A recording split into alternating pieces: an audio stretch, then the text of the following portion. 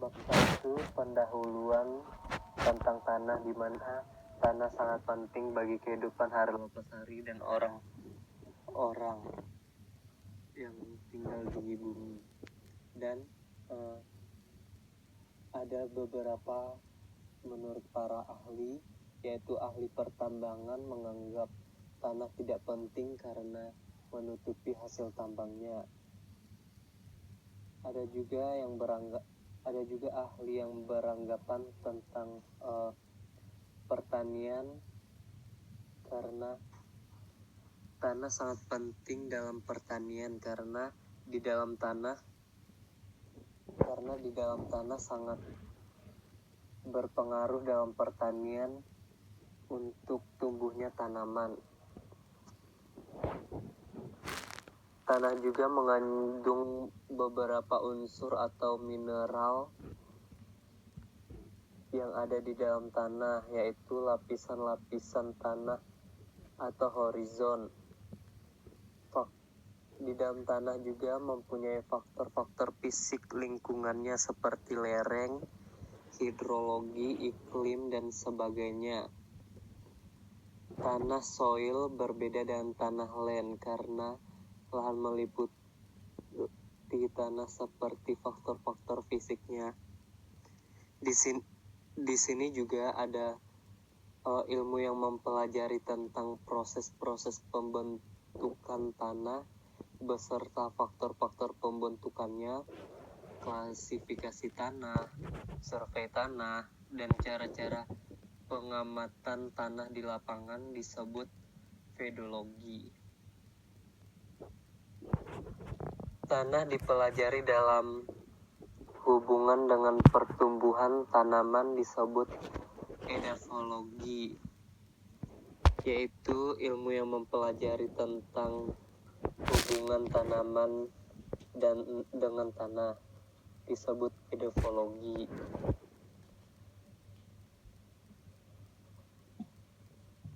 Ada juga bidang khusus dalam ilmu tanah, yaitu fisik tanah, kimia tanah, kesuburan tanah, konservasi atau pengawetan tanah dan air,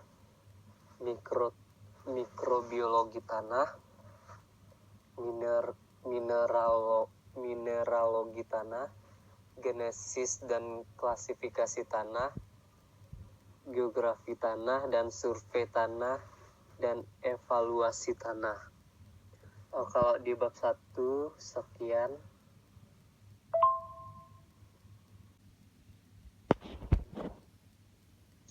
Selanjutnya di bab 2, materinya tentang bahan-bahan penyusun tanah.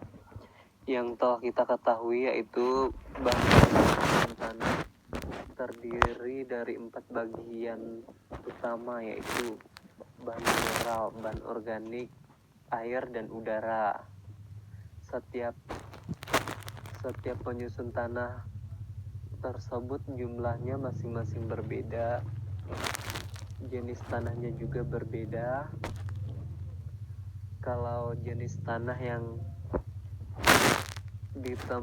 di lahan kering atau bukan sawah umumnya mengandung 45% volume bahan mineral, 5% bahan organik, 20-30% udara, 20-30% air.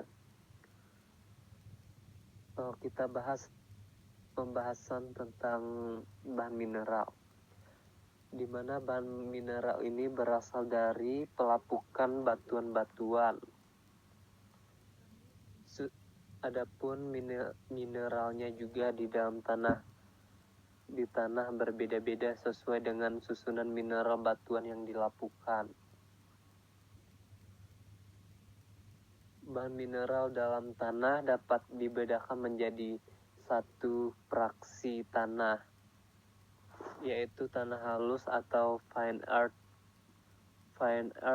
fraction yang berukuran kurang lebih 22 mm, dan 2 fragmen batuan atau rock fragment yang berukuran 2 mm.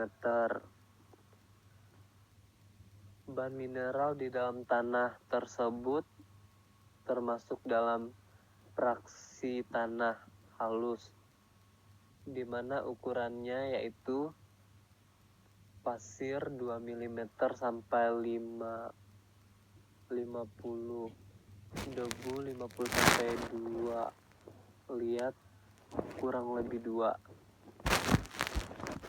Selain itu, mineral dalam tanah dibedakan menjadi mineral primer dan mineral sekunder, di mana mineral ini adalah mineral yang berasal dari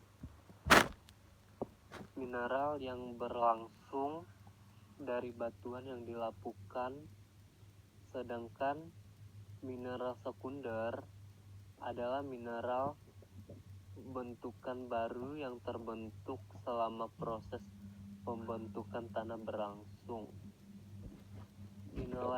Mineral primer di sini umumnya terdapat dalam fraksi-fraksi pasir dan debu, sedangkan mineral sekunder umumnya terdapat dalam fraksi liat.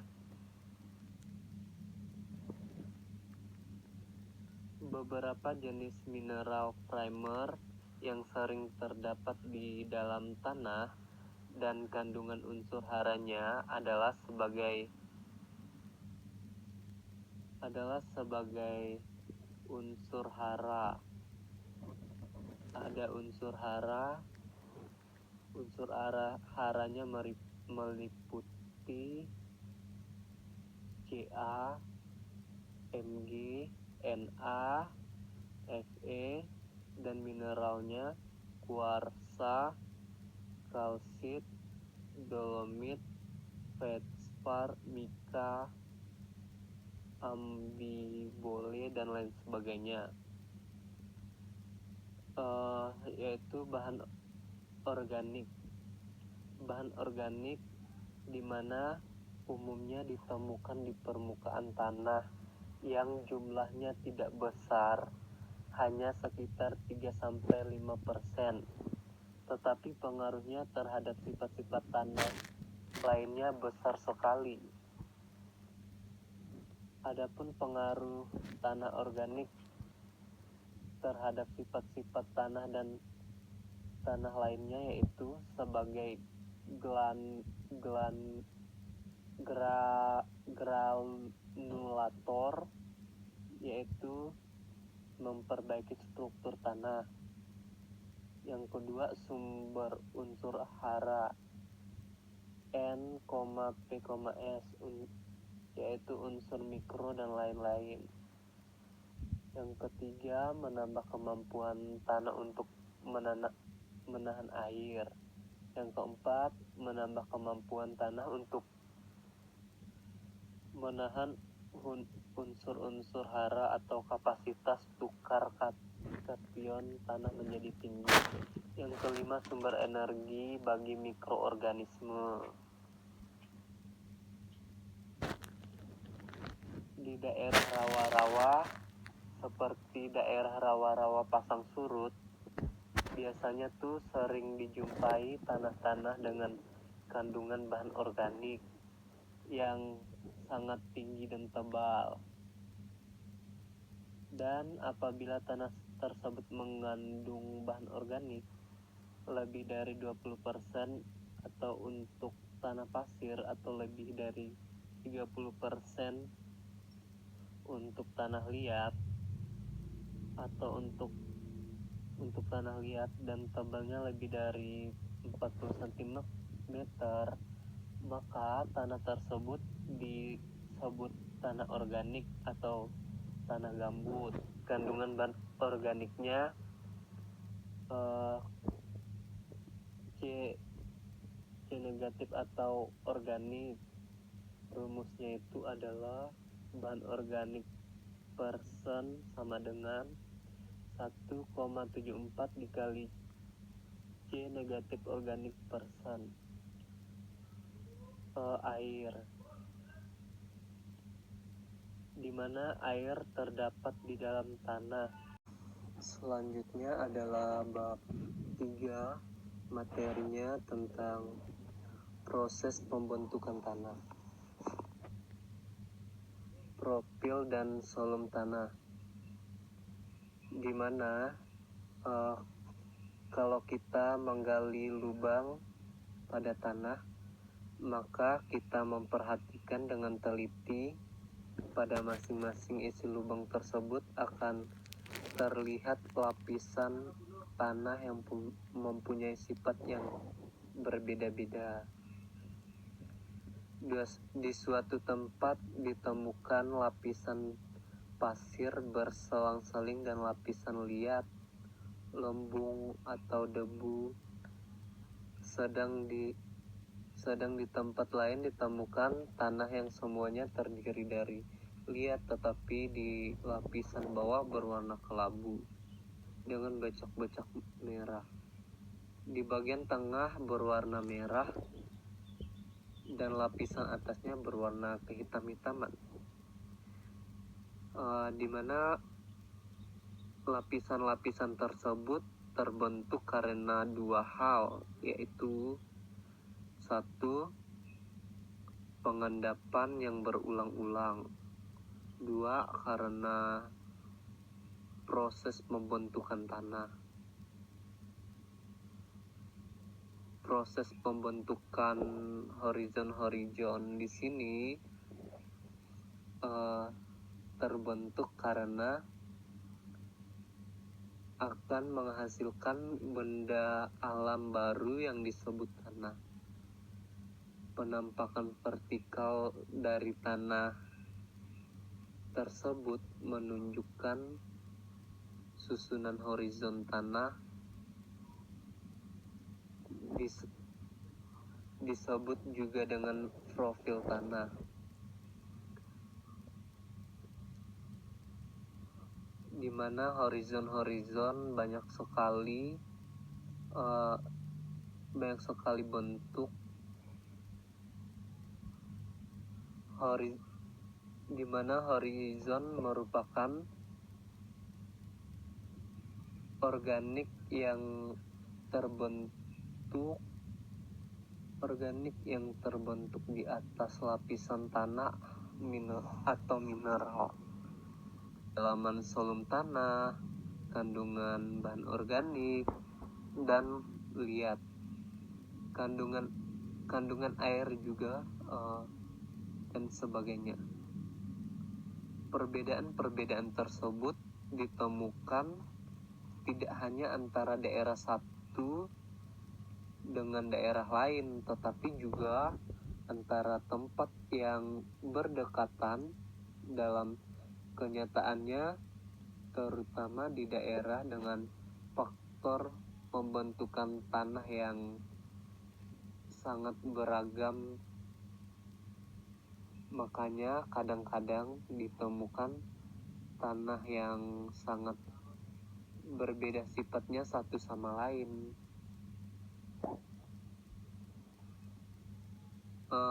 Di materi pedon dan polipedon ini juga ada nama-nama baru dari horizon tanah. Salah satunya adalah nama lama O, nama baru O. Horizon organik yang selalu jenuh air atau tidak pernah jenuh air, kandungan bahan organik kurang lebih 20% pasir atau kurang lebih 30% liat.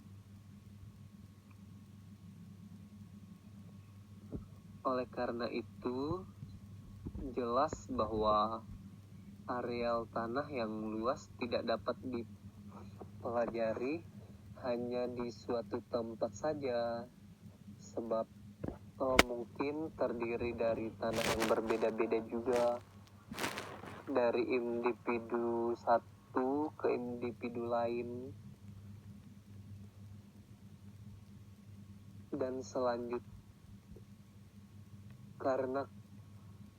karena kecilnya ukuran pedon, maka pedon tidak dapat digunakan sebagai satuan dasar untuk pengelompokan tanah di lapangan. Oleh karena itu, untuk dasar pengelompokan tanah di lapangan dipergunakan polipedon yang merupakan kumpulan dari pedon yang mempunyai sifat-sifat yang sama dalam artinya semua pedon tersebut masuk dalam satu seri tanah yang sama atau pengelompokan ke dalam seri tanah. Selanjutnya adalah proses pelapukan dan mineral, di mana tanah dapat berasal dari batuan keras atau batuan buku, batuan sedimentua, batuan metamorfosa yang melapuk, atau dari bahan yang tidak lunak dan lepas seperti abu vulkan gitu, bahan endapan baru dan lain-lainnya. Dengan proses pelapukan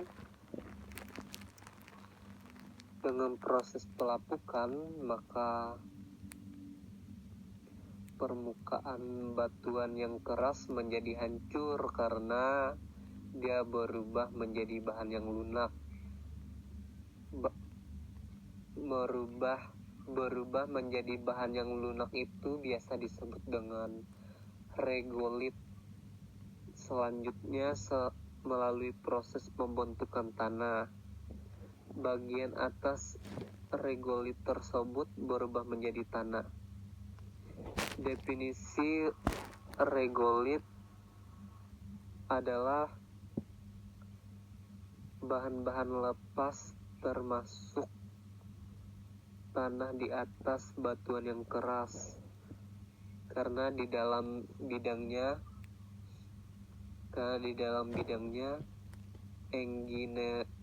engineering regolit setara dengan tanah dalam air luas. Proses pelapukan tanah ini mencakup beberapa hal, yaitu pelapukan secara fisik, secara biologi, mekanik, dan kimia. Pelapukan secara fisik ini pelapukan yang terpenting karena akibat naik turunnya suhu dan perbedaan kemampuan memuai atau mengembangkan dan mengerut dari masing-masing mineral, karena masing-masing mineral tersebut akibat perubahan suhunya mengembang dan mengerut dengan kekuatan yang berbeda-beda. Maka batuan menjadi rapuh dan mudah hancur. Pelapukan secara biologik atau mekanik ini yaitu akar-akar yang masuk ke dalam batuan melalui retakan-retakan batuannya, karena terus berkembang dengan kekuatan yang sangat tinggi sehingga dapat menghancurkan batuan tersebut, dan sel-sel akar yang berkembang dapat mengakibatkan atau menimbulkan kekuatan lebih dari 10 atmosfer, sehingga tidak mengherankan kalau batuan dapat menjadi hancur akibat perkembangan akar di dalamnya. Pelapukan secara kimia atau hydration.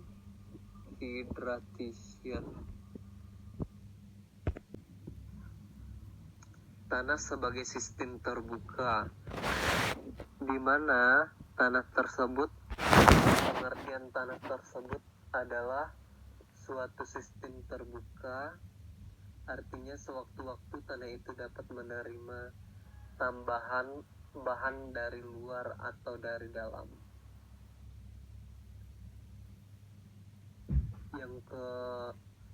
Yang selanjutnya faktor-faktor pembentukan tanah,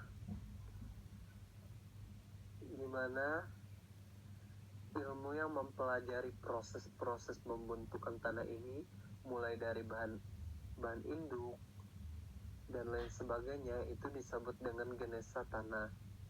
Banyak faktor yang mempengaruhi proses pembentukan tanah, yaitu ada 5, antara lain adalah iklim, organisme, bahan induk, topografi, dan waktu.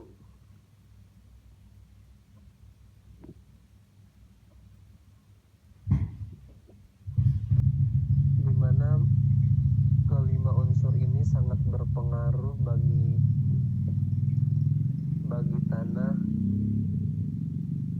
karena setiap organisme yang ada, setiap iklim yang ada, setiap topografi yang ada itu sangat penting bagi faktor-faktor pembentukan tanah.